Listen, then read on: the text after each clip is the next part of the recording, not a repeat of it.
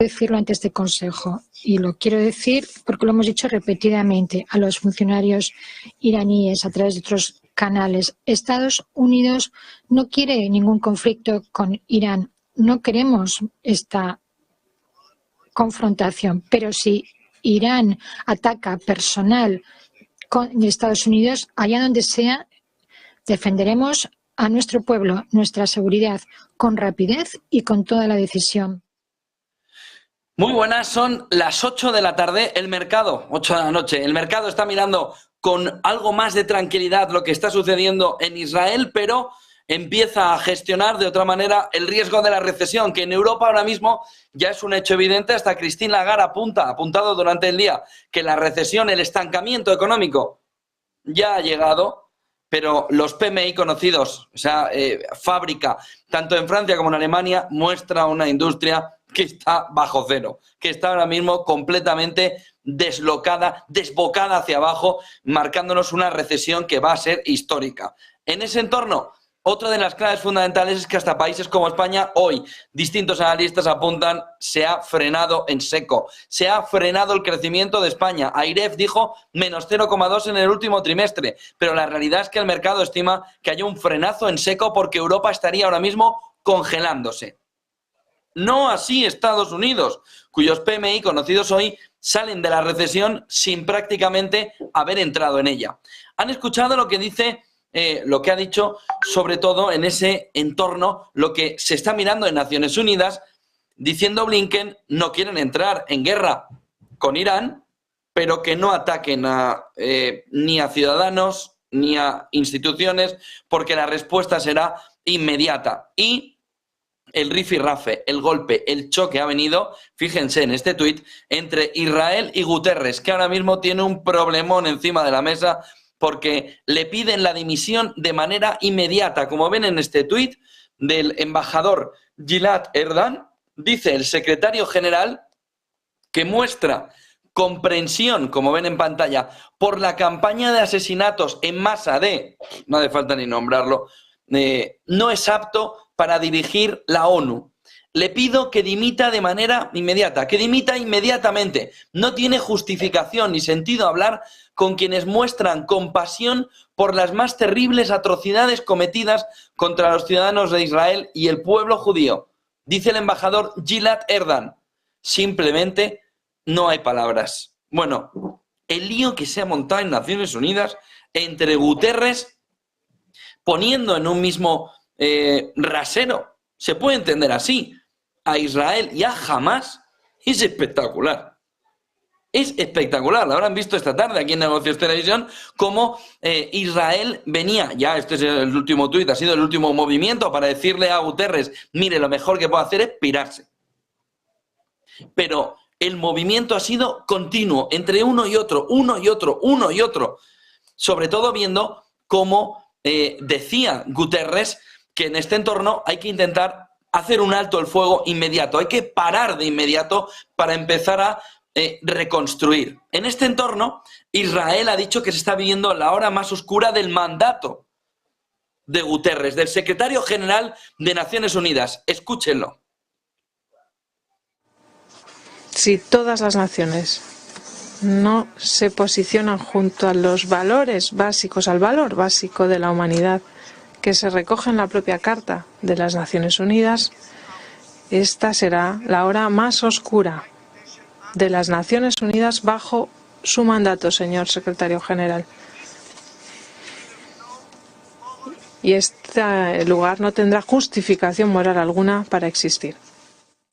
Sería una descomunal, pero descomunal. Lo de Naciones Unidas no es porque tenga o no tenga razón, no entremos ahí.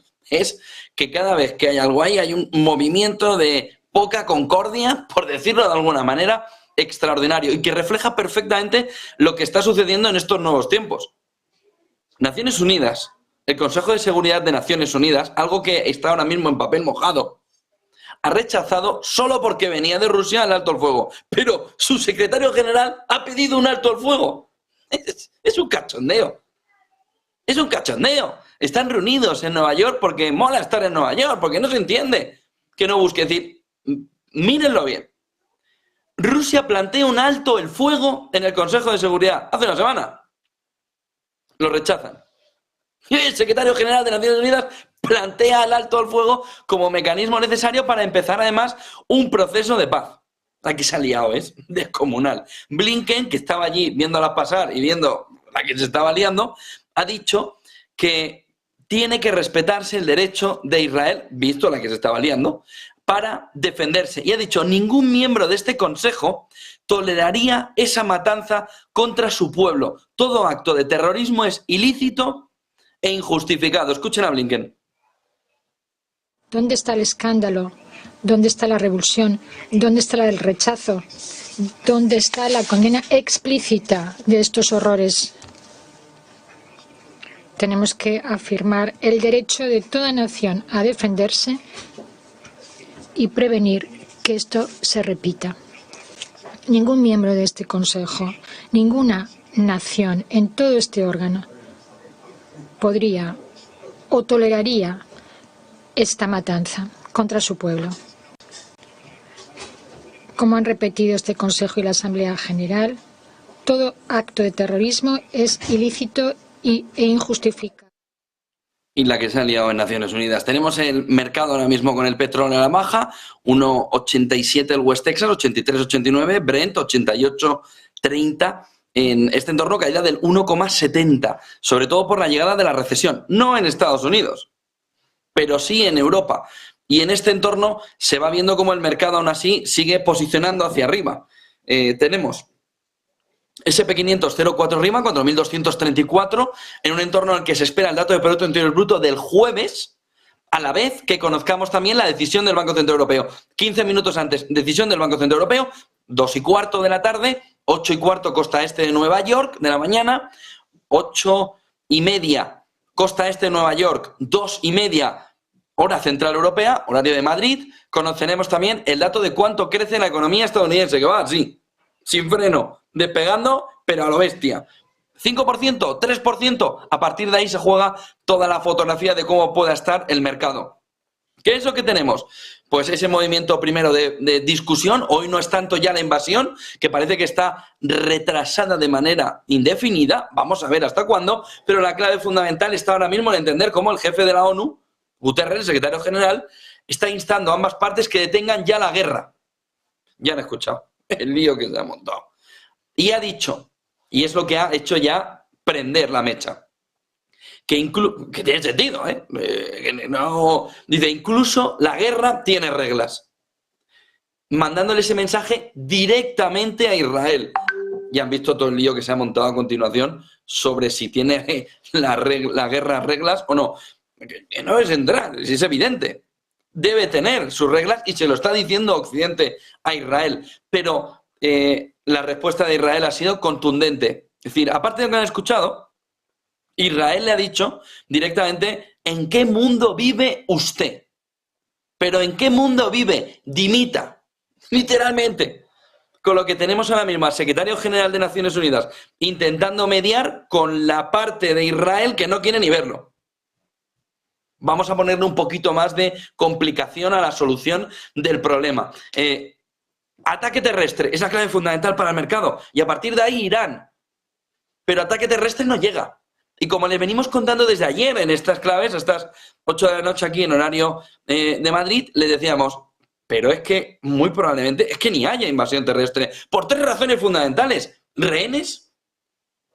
Hay que intentar asegurar todo lo que se pueda la vida de los rehenes y una invasión terrestre podría ser catastrófica.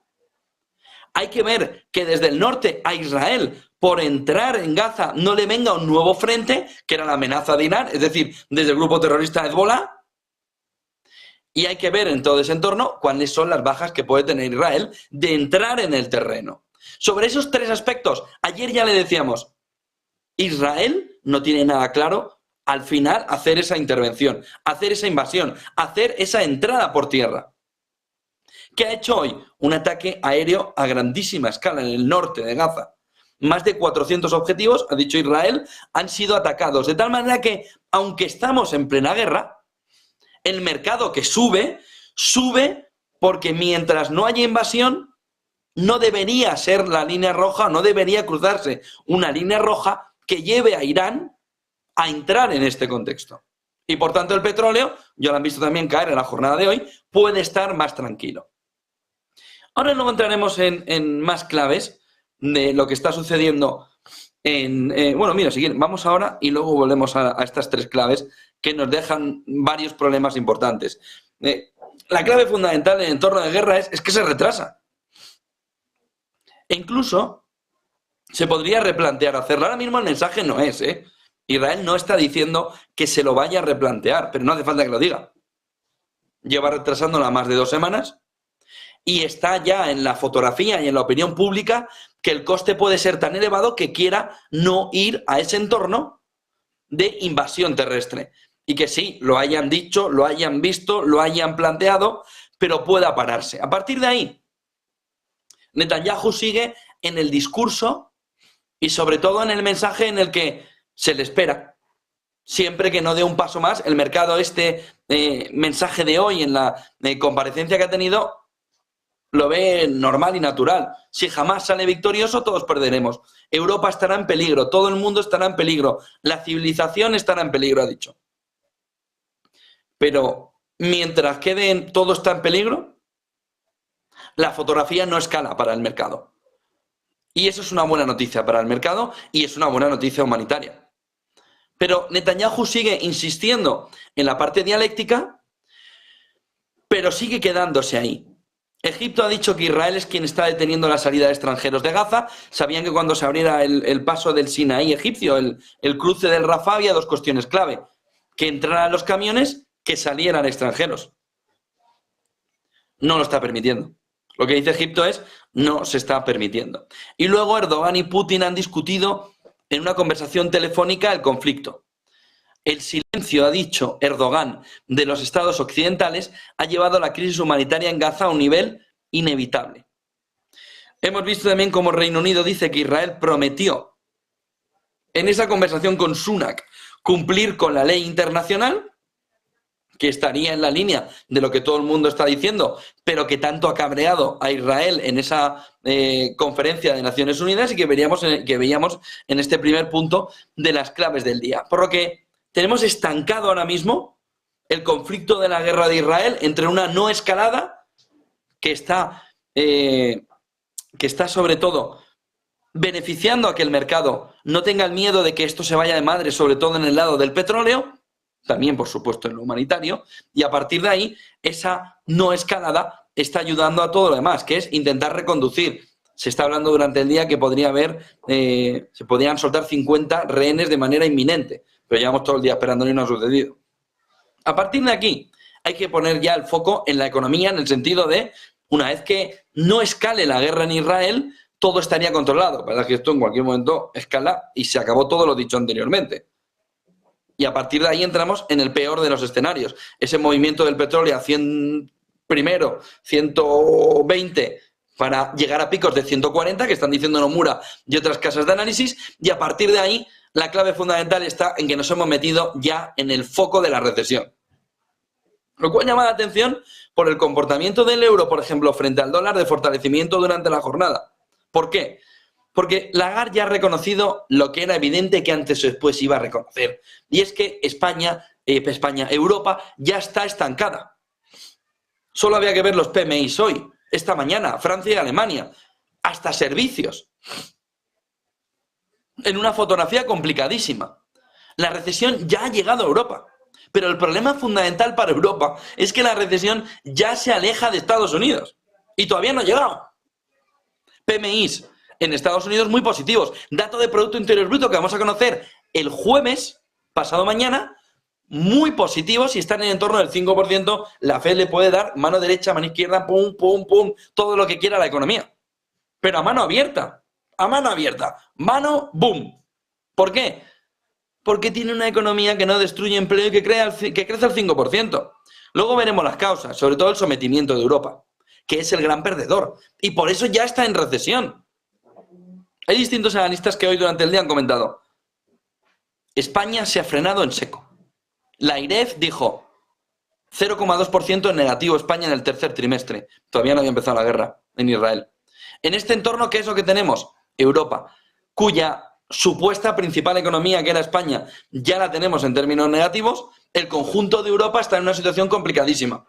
Y contamos con un elemento que no debería estar distorsionándonos, pero está distorsionando la imagen de lo que está sucediendo, que se llama esa cantidad de gasto público auténticamente salvaje y que nos va a llevar a que en lugar de explotar el globo con un globito así pequeñito, lo vayamos a explotar del tamaño de nuestra cabeza.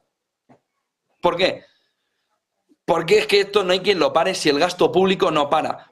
Y a partir de ahí no se entiende el movimiento, por ejemplo, del euro, donde Lagarde ya entiende que hay un estancamiento, por lo que no tiene mucho margen de subida de tipos de interés. ¿Qué va a hacer el jueves? ¿Subir tipos de interés? ¿Para qué? Para destrozar todavía más la economía, solo porque el empleo no está sabiendo ver ni la FED ni el Banco Central Europeo, que es un problema principalmente ahora mismo demográfico, que no hay tasa de sustitución suficiente y que, por tanto, no es que haya cualificación, que no la hay, para la sustitución de determinados puestos, sino que además no hay encaje entre oferta y demanda porque no hay suficiente tasa de sustitución laboral de quien se está jubilando ahora mismo. Y luego, miren las horas trabajadas en ese cuarto punto que les pongo en claves del día, el problema de la productividad y de las horas trabajadas. Si nosotros sumamos ahora mismo, por coger el ejemplo de España, a la cola del desempleo en toda Europa, a la cola, pero en la mejor tasa histórica de desempleo. Sumamos los que están fijos discontinuos, es decir, que trabajan 6 meses, descansan 6, 5, 7, que van, dependiendo de cuál es la estacionalidad, trabajando medio año o un poquito más. Quienes no consiguen que les contraten por 8 horas trabajadas, sino que trabajan 4, 5, 6, 3, 2, 7... casi privilegiados, es decir, que no llegan al salario mínimo interprofesional porque no llegan a las horas trabajadas, es decir, que están en una situación muy complicada. Si en todo ese entorno sumamos también a quienes ahora mismo no busquen trabajo porque en el fondo saben que no lo van a encontrar, nos estamos encontrando con un porcentaje de casi 1/3 de la población activa española, ¿eh? De tal manera que empecemos a valorar qué son los datos y cómo son los datos, cómo nos los están presentando y qué es lo que está oculto detrás. Pero tenemos un porcentaje cada vez más amplio de una parte de la población que no encuentra en el trabajo las suficientes horas trabajadas. Ahora entraremos en el tema de las 37 horas y media y de la propuesta de Sumar y del PSOE. El otro punto fundamental alineado a este es lo que ha dicho Blackstone. Su máximo mandatario, Steve Wozniak, ha dicho que los empleados no quieren volver a la oficina porque en casa tienen menos carga de trabajo, por lo que consideran que teletrabajando van a poder trabajar a menor ritmo y por tanto tener una carga inferior de trabajo. Y que por eso es la razón fundamental por la que muchos trabajadores no quieren volver a la oficina. Quieren seguir con un modelo que les ha gustado desde los tiempos del coronavirus, en los que pueden planificarse su día a día de una manera diferente. 1 horita de trabajo, media de piscina, otra horita de trabajo, media de bicicleta, 1 horita de trabajo, media hora de cinta, todos mazaos, y la empresa, cao. De tal manera que, dice el máximo mandatario de Blackstone, ahora mismo los empleados, si es que no les quieren ir, da igual cómo les convenzas, porque han encontrado un modelo de vida diferente, mejor, por lo que el problema es enorme. ¿Qué ha pasado hoy en España?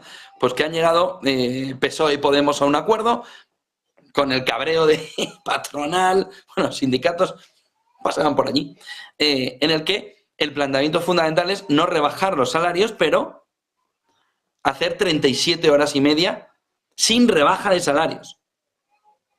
Y aparte decir, oye, ¿quién está ganando dinero por aquí? Que yo quiero seguir gastando más.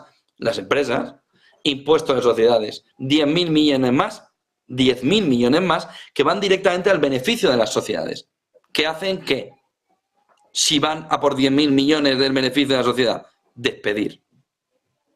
Porque hay una cosa que no se nos está expresando bien, porque hay un interés de parte, y es que aunque estemos en la menor tasa de desempleo, no significa que estemos en la mayor creación de riqueza a los trabajadores. Solo tienen que ver un dato. Argentina tiene un 7% de tasa de paro, pero lo que hay que medir allí por cómo está, precisamente el dato que les contaba antes, de cantidad de horas trabajadas, es el índice de pobreza.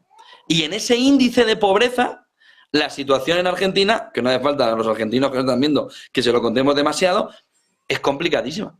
Porque lo importante no es la tasa de paro. Igual que en España ahora mismo empieza a no ser importante la tasa de paro, sino las horas trabajadas. De nada te sirve subir 90 euros el salario mínimo interprofesional si la media de horas que las empresas pasan a contratar a los trabajadores, en lugar de ser 8, son 6. ¿Por qué? Porque si contrato 40 horas laborales me van a obligar a 37 y media. ¿Qué es lo que se está haciendo? Un lío descomunal. Por un desconocimiento absoluto de cómo funciona la economía, de cómo funcionan las empresas y de cómo se crea riqueza. Y ese es el elemento fundamental de la propuesta. Se puede resumir más fácil, si es que no hace falta más. Vender. Oiga, usted va a trabajar, usted va a trabajar 2 horas y media menos a la semana porque usted necesita darse el gusto y vivir mejor y con tranquilidad en ese entorno.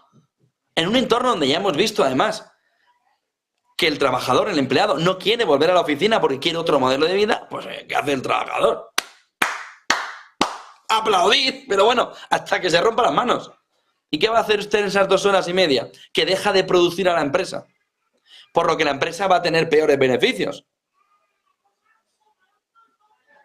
Pues ahí está el lío montado, ¿eh? Ahí está el lío descomunal montado. ¿Cuál es el problema? ¿Imponer una medida? No, tú puedes imponer lo que quieras en la vida. Soy muy chulo y lo impongo. Ya, ¿y cuáles son las consecuencias? No, pero no va a haber despidos. Bueno, no hay despidos, pero tenemos una caída de las horas trabajadas que es salvaje. Que aunque no lo quieran entender, es la clave fundamental de esa tasa de paro, que estamos a la cola de Europa, en España. Que es que si no hay productividad no hay crecimiento, y si no hay crecimiento esto no funciona, y si esto no funciona hay despidos. Y ahora estamos viendo el estancamiento, no hace un año. Hay que empezar a valorar la tasa de paro en Europa ahora, cuando empieza el estancamiento, cuando empieza la recesión. Y la fotografía se está poniendo muy complicada. Oiga, pongamos más palos en la rueda para que el bofetón sea más grande. Pues nada, disfrutemos el bofetón. A partir de ahí, ¿qué es lo que tenemos? Miren los CDS en este gráfico, ¿eh? Aquí, ¿qué es lo que se está cotizando? El default de Estados Unidos. Que está lejos, va a quebrar Estados Unidos. Sí. Miren cómo va subiendo. ¿Por qué? ¿Puede Estados Unidos dar abasto con 2 guerras a la vez? ¿Puede de verdad Estados Unidos dar abasto con 2 contiendas bélicas del nivel de la guerra de Ucrania y de la guerra de Israel? Si usted piensa que no puede, como muchos inversores, ¿qué hacen? Se van a comprar el CDS, el Credit Default Swap, sobre la economía estadounidense, que va subiendo. Que va subiendo. Otra vez. ¿Por qué? Porque hay mucha duda alrededor de si Estados Unidos, por mucho que diga Biden, tiene pulmón suficiente para salir de las 2 guerras, en una situación como la que está ahora, ayudando tanto a Israel como a Ucrania, más todo el gasto público de lo que cada mañana le apetezca gastarse a Biden. Llega y dice, a gastar, y ala, a gastar, y eso lo puede aguantar, porque si no lo puede aguantar, la situación es complicadísima. Complicadísima. Tenemos última hora importante. El primer ministro libanés, Najib Mikati, ha reafirmado el compromiso de Beirut, primer ministro libanés, el Líbano, ha reafirmado el compromiso de Beirut, del Líbano, con la resolución de la ONU que puso fin al conflicto de 2006 entre Israel y Hezbollah. En medio de todas estas tensiones, mientras Israel lucha contra el grupo terrorista Hezbollah. Mikati realizó un viaje por sorpresa al sur del Líbano esta tarde, mientras Israel y Hezbollah han estado intercambiando fuego. Ha dicho y ha hecho hincapié en el compromiso del Líbano en implementar la resolución 1701 del Consejo de Seguridad de Naciones Unidas, que puso fin a la guerra de 2006. Najib Mikati acaba de reafirmar el compromiso de 2006 entre Israel y Hezbollah. Siguiente gráfico, y enseguida entramos también a ver toda la fotografía que está sucediendo. Fíjense que no es menor esto que estamos viendo alrededor del sector inmobiliario chino. 80% desde máximos. Acaba de incorporarse al inicio de la crisis financiera, 2008. Ha roto todo lo que había en medio, como ven en el gráfico, y ha vuelto a la situación que se vivía en 2008, 2009, inicios de 2009, en esa crisis financiera, el sector inmobiliario chino que ya ha perdido todo lo ganado entre 2009 y 2023. Country Garden, Evergrande, etcétera, etcétera, etcétera. 9:25 de la tarde, queda 1 hora y 35 minutos para que cierre Wall Street. S&P 500 arriba medio punto porcentual, 4.238. Nasdaq 0,33% arriba, 14.699. Dow arriba 0,35. Volatilidad abajo un 4,32 en 19,47. Sube el dólar y ahora ya sí baja el euro. 1,058.